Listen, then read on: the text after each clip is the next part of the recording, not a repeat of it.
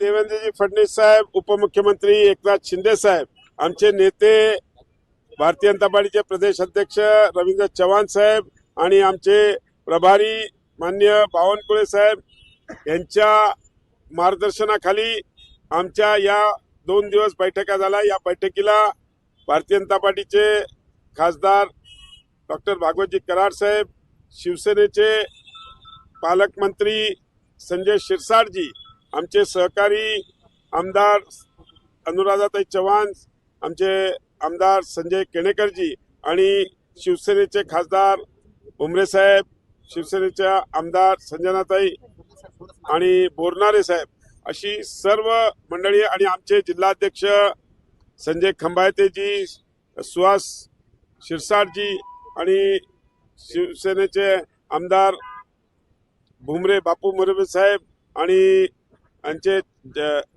रमेश पवार आणि सर्व अशाच्या उपस्थितीमध्ये 2 बैठका झाल्या।